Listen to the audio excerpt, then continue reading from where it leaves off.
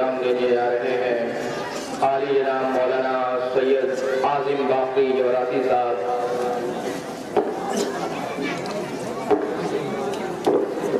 اختتامی تقریر کو پرائز کو انجام دینے جا رہے ہیں مولانا سید عاظم باقی جوراتی صاحب۔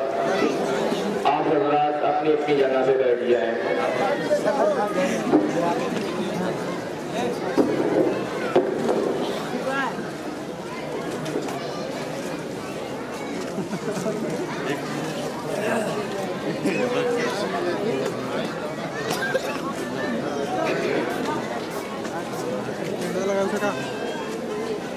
اعوذ باللہ من الشیطان الرجیم، بسم اللہ الرحمن الرحیم، الحمدللہ رب العالمین والصلاة والسلام علی سید الانبیاء والمرسلین سیدنا ونبینا وشفیعنا ابی القاسم محمد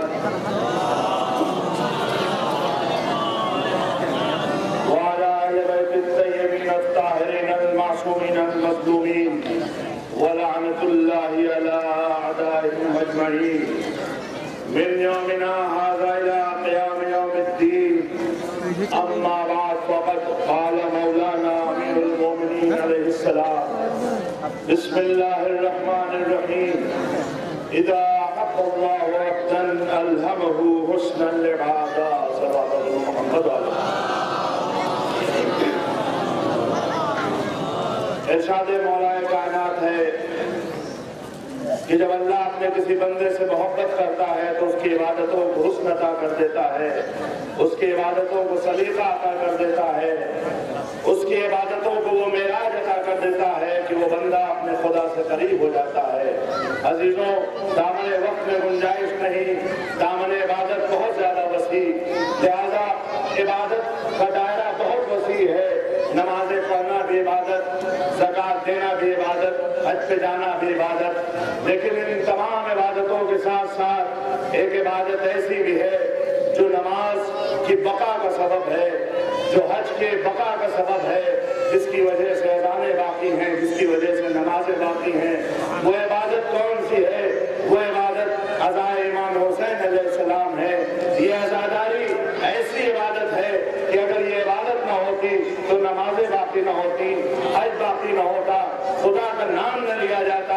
آج جو نعرہ تکبیر کی صدائیں بلند ہو رہی ہیں، یہ نعرہ یا حسین کی دین ہے۔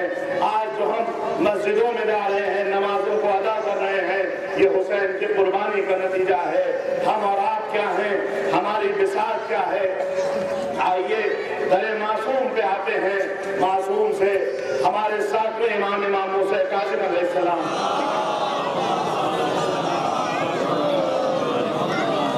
سے کسی نے سوال کیا، مولا یہ بتائیے کہ عزاداری کیا اصول دین ہے یا عزاداری کا تعلق فروع دین سے ہے؟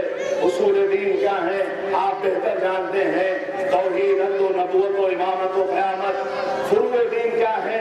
یہ نماز و روزہ و حج و زکوٰۃ، امر بالمعروف، تولا تبرع، سب کچھ فروع دین۔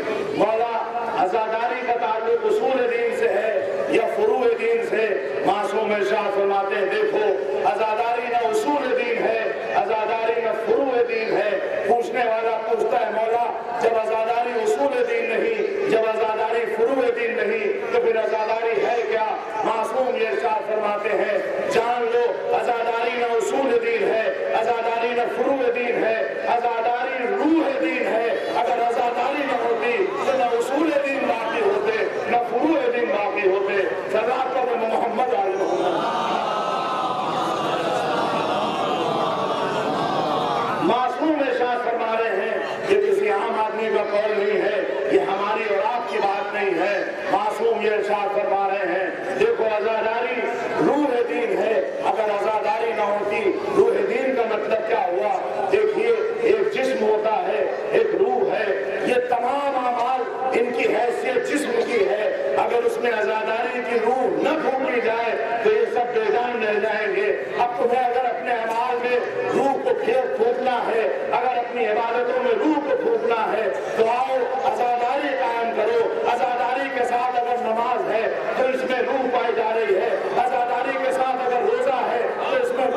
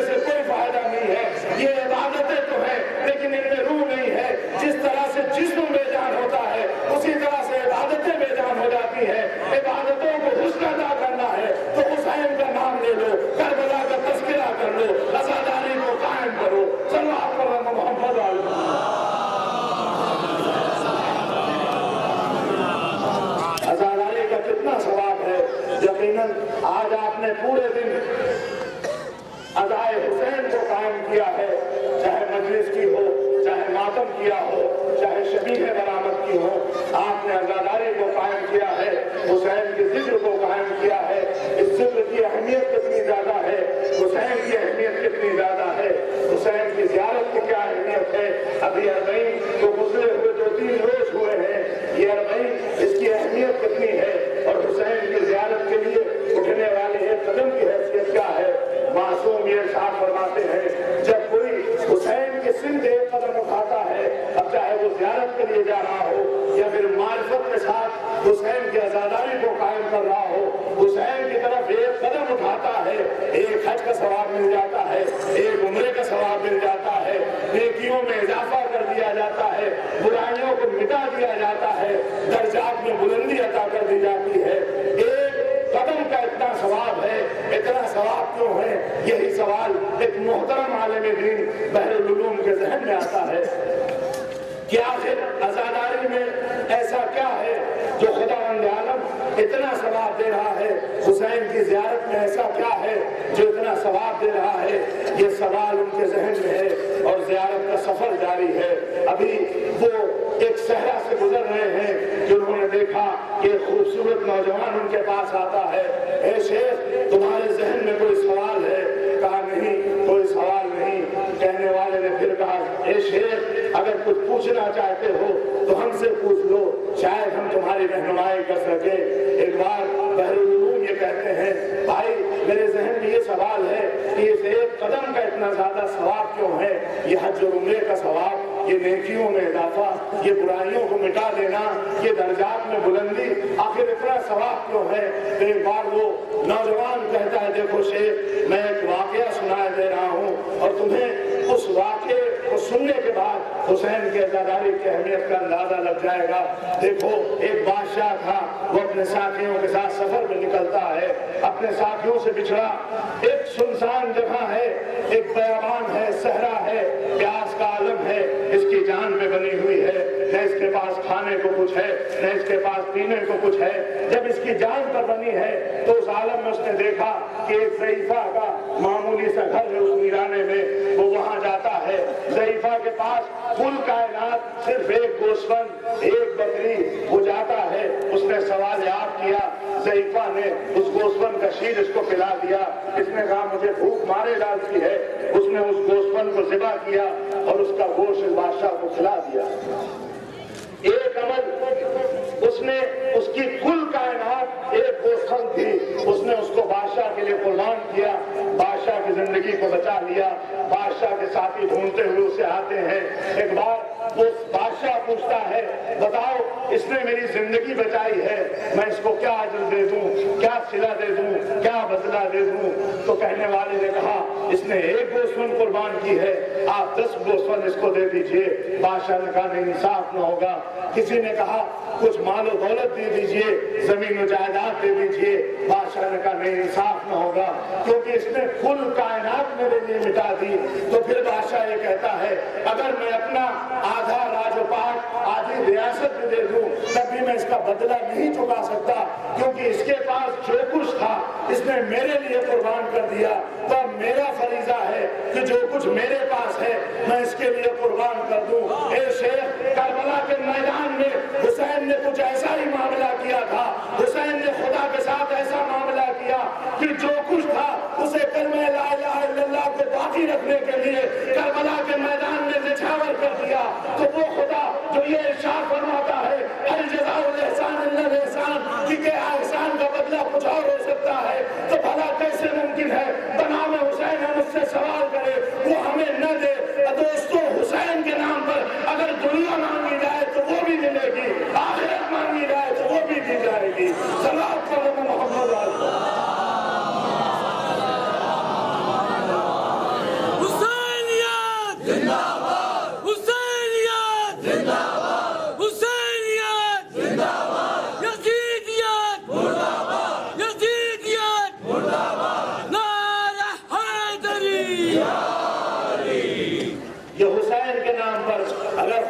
مانگا جائے گا تو اس لیے دے گا. دیکھیے جب انسان کسی معمولی آدمی سے معاملہ کرتا ہے، اگر ہم نے کسی ایسے سے تجارت کی، کسی ایسے سے معاملہ کیا جس کی حیثیت 2-4 لاکھ کی ہے تو وہ ہمیں 2-4 لاکھ سے زیادہ نہیں دے سکتا. اگر ہم نے کسی ایسے سے معاملہ کیا جس کی حیثیت 2-4 کروڑ کی ہے تو وہ 2-4 کروڑ سے زیادہ نہیں دے سکتا. لیکن حسین نے معاملہ کس سے کیا؟ اس خدا سے جس کل کائنات کا خالق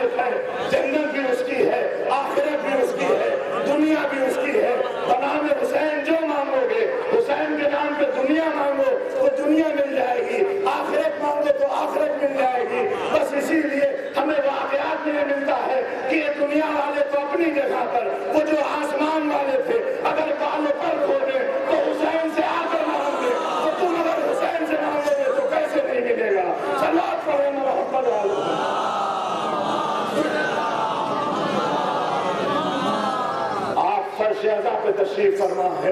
یہ زمین کا فرش اس وقت عزائے حسین سے منسوب ہے. کل تک اس فرش کچھ بھی رہا ہو, آج آپ کے آنے سے پہلے اس کی حیثیت کچھ بھی نہیں ہو, لیکن جب حسین کی عزا برپا ہو گئی, جب اس مقام پر حسین کا نام لیا گیا, تو اس فرش عزا پر آپ تنہا نہیں ہیں. یہ فرش معمولی نہیں ہے. کسی گوشے میں انبیاء بیٹھے ہوئے ہیں, کسی گوشے میں اوصیاء بیٹھے ہوئے ہیں, کسی گوشے میں اولیاء بیٹھے ہوئے ہیں. عزیزوں, حسین کے غم نے ہمیں کیا کیا دیا ہے. دنیا بھی دی ہے, آخرت بھی دی ہے, تمام نعمتیں بھی دی ہیں. لوگوں کی تمنا ہوتی ہے کہ وہ اولیاء کی صحبت اختیار کریں, لوگوں کی تمنا ہوتی ہے کہ وہ اہل بیت کی صحبت اختیار کریں, لوگوں کی تمنا ہوتی ہے کہ وہ انبیاء کی صحبت اختیار کریں. آپ حسین کا نام لیجئے, فرش عزا کو بچھائیے, انبیاء کی صحبت بھی مل جائے گی, اولیاء کی صحبت بھی مل جائے گی, اوصیاء کی صحبت بھی مل جائے گی. اب یہ جگہ معمولی نہیں ہے, آپ کی حیثیت معمولی نہیں ہے. آپ اصحاب کے صحابی ہیں, آپ اولیاء کے صحابی ہیں, آپ انبیاء کے صحابی ہیں. چلو آپ کرو محمد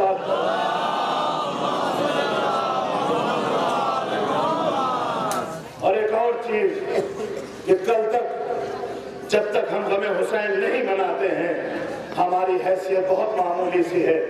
ہم کسی کے ساتھ معاملہ کرنا چاہیں تو معمولی لوگوں کے ساتھ معاملہ کرتے ہیں, لیکن جب حسین کے نام سے ہم فرش عزا بچھا لیتے ہیں تو پھر ہماری حیثیت اتنی ہو جاتی ہے کہ ہم خدا سے معاملہ کرنے لگتے ہیں.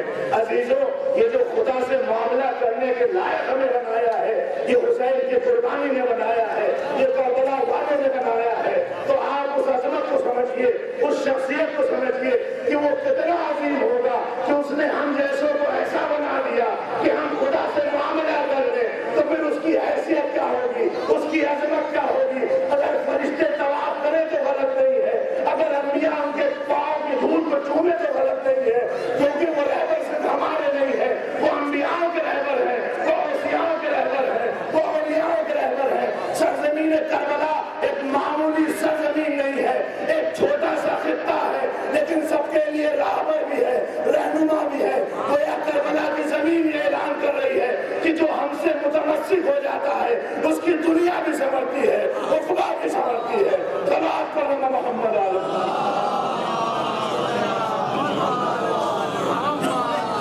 اور اگر یہ کہا جائے کہ سرزمین کربلا ہمیں زندگی کا خراج دیتی ہے تو غلط نہ ہوگا.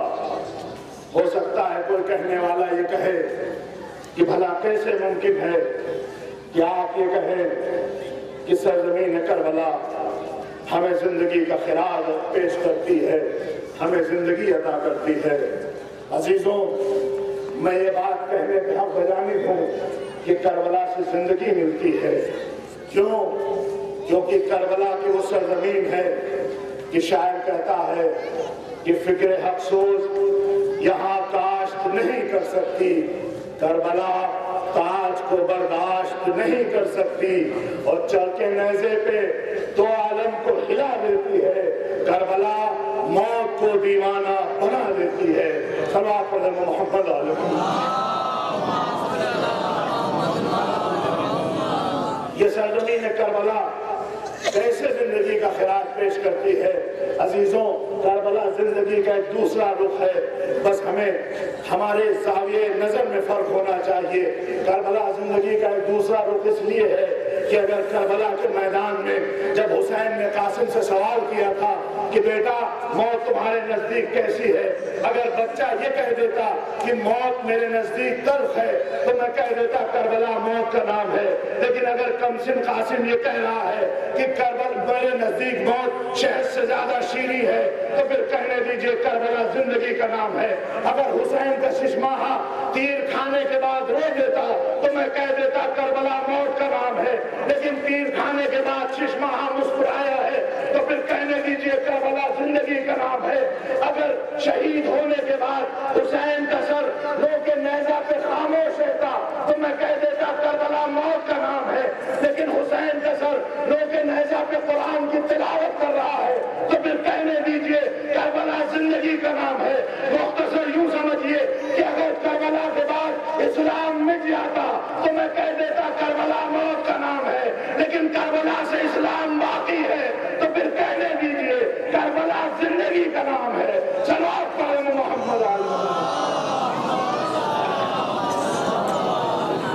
ایک کربلا کا میدان ہے اور نہ جانے کتنی چیزوں کو زندگی عطا کر دی ہے۔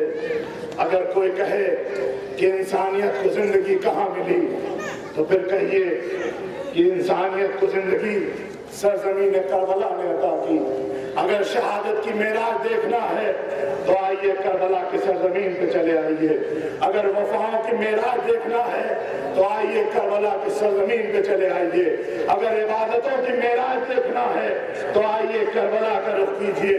مختصر یہ کہ کربلا کی سرزمین ایسی ہے کہ اس نے تمام عبادتوں کو معراج عطا کر کے یہ بتا دیا کہ زندگی کے کسی بھی موڑ پر، زندگی کے کسی بھی لمحے میں اگر تمہیں ہدایت چاہیے ہو تو کربلا کا رخ کر لینا، کربلا کو یاد کر لینا۔ کربلا کے دامن میں اتنا کچھ ہے کہ وہ تمہارے ہر قدم کو، تمہاری ہر قدم پر ہدایت بھی کر سکتی ہے، رہنمائی بھی کر سکتی ہے۔ بس ضروری یہ ہے کہ تمہیں کربلا کی معرفت ہونا چاہیے، کربلا کی سمجھ ہونا چاہیے۔ چلو آپ پڑھیں محمد علیہ۔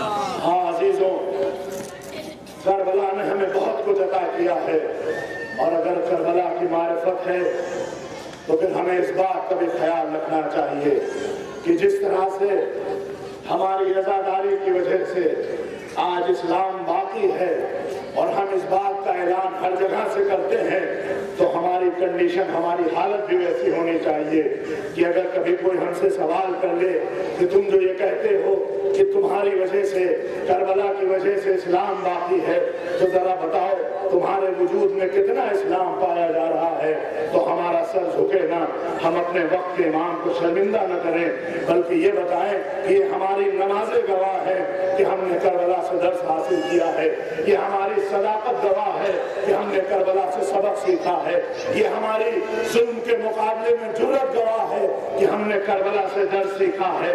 جو لوگ جری تھے، جنہوں نے درس کربلا عبرت لی ہے، کربلا سے جنہوں نے درس کربلا کو حاصل کیا ہے، وہ آج کے دور میں بھی ظالموں کے سامنے سینہ سپر ہو جاتے ہیں، اور پھر وہ لبیک یا حسین کا نعرہ بلند کرتے ہیں، اور اس نعرے کو بلند کرنے کے بعد حزب اللہ جیسی معمولی فوج، حزب اللہ جیسے معمولی لوگ اتنے غیر معمولی بن جاتے ہیں کہ وہ اسرائیل جیسی فوج کو 33 دن تک روک کر یہ اعلان کر دیتے ہیں کہ جو لبیک یا حسین معرفت کے ساتھ کہتا ہے، اس کے سامنے دشمن کتنا بھی بڑا ہو وہ کبھی سر کو نہیں جھکاتا ہے، بلکہ حسین کا نام بھی سر بلند کرتا ہے، اسلام کا نام بھی بلند کرتا ہے۔ صلوات پڑھیں محمد علیہ۔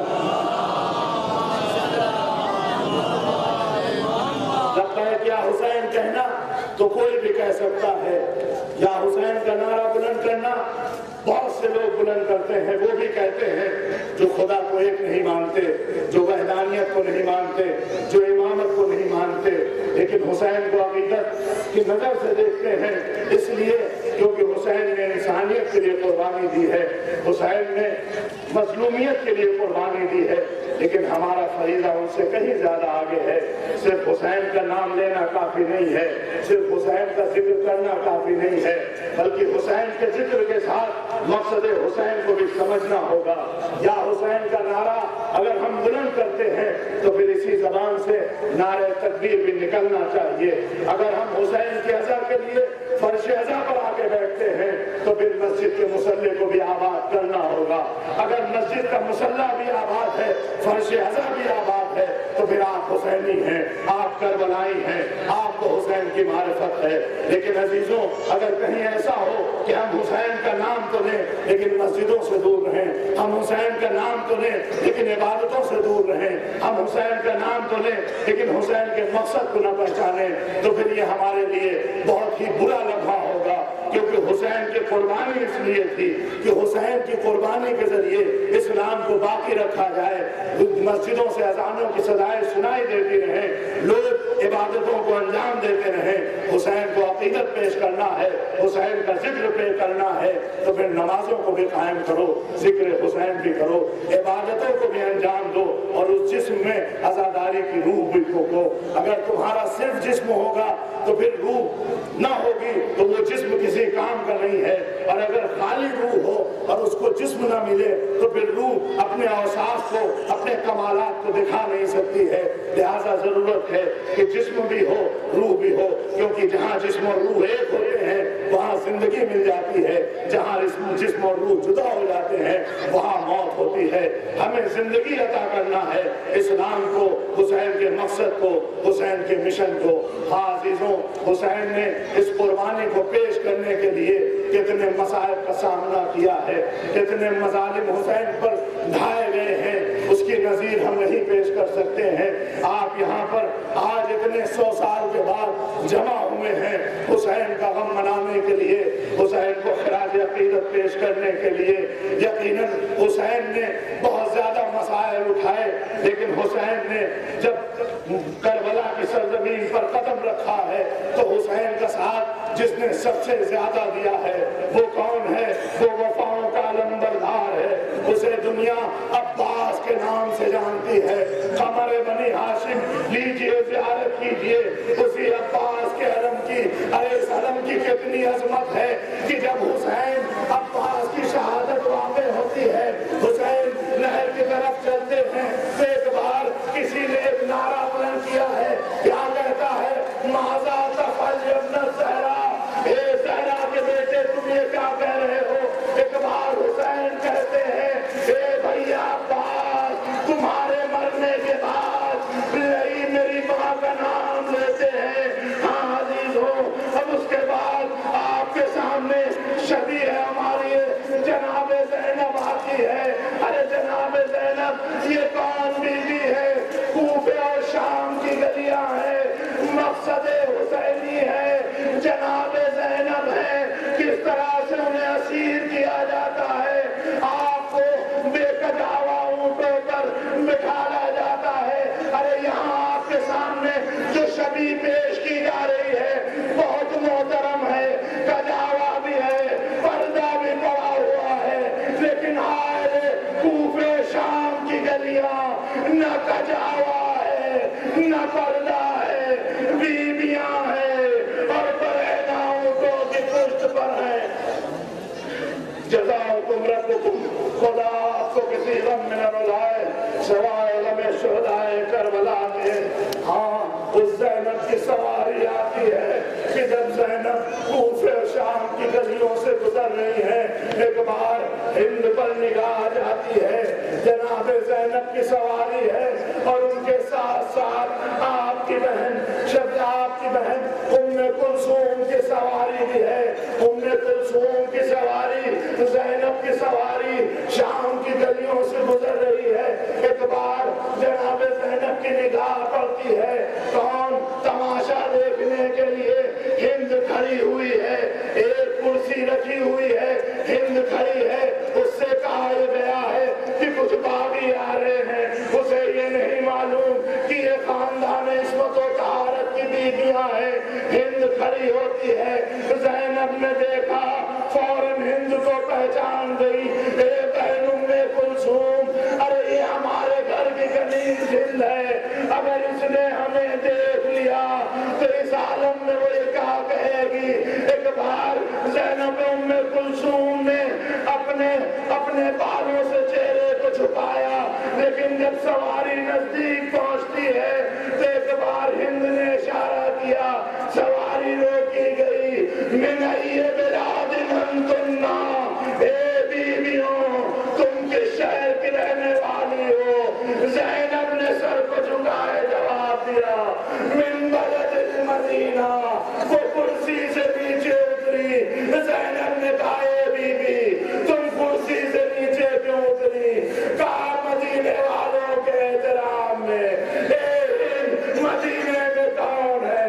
वहाँ मेरी शहजादी ज़ैनब, कुछ शहजादी उम्मे कुलसूम। अरे देखोगी तो पहचान लोगी, कैसे न पहचानूंगी, बरसों कनीज़ी की है। कहाँ पहचाना? मैं ज़ैनब और ये उम्मे कुलसूम। करबला के मैदान में खानदान ताराज हुआ। हाँ अजीजों, उसके बाद आपके सामने जो शबी आ रही है वो शबी किसकी है? एक ऐसी दुखी ہوشیاری ماں ہے کہ جس نے 18 برس تک اپنے بچے کی پرورش تو کی لیکن اس کے چہرے پر اس کے چہرے پہ چہرہ نہ دیکھ سکی. ہاں ام کلثوم کی سواری آتی ہے اور جناب ام لیلہ کی سواری آتی ہے. ام لیلہ نے اکبر کو پالا پوسا لیکن جب چہرہ دیکھنا تھا تو کیا دیکھا؟ جوان کا سینہ ہے, کلیجے میں نیزہ در آیا ہے. ساری زندگی ام لیلہ اکبر کا ماتم کر رہی ہے. اے میرے لال تیری ماں تجھ پر کیسے گریا کرے. یقیناً بہت بڑا غم تھا ام لیلہ کے لیے لیکن کربلا میں غموں کا کوئی مقابلہ نہیں, غموں کی کوئی نظیر نہیں. ام لیلہ کے بعد ایک بیوی اور ہے جو اتنے کم سن بچے کی ماں ہے, جو 6 مہینے کا بچہ ہے. وہ کون ہے؟ ارے رباب نے کس عالم میں اپنے بچے کو دیکھا ہے؟ 6 مہینے کا بچہ ہے, گلے میں تیرے سے شعبہ. ایک بار اپنے سینے کو تھامتی ہیں, یا بنیا مثل کا ینار, اے میرے لال اصغر کیا تمہارے جیسے بچوں کو نہر کیا جاتا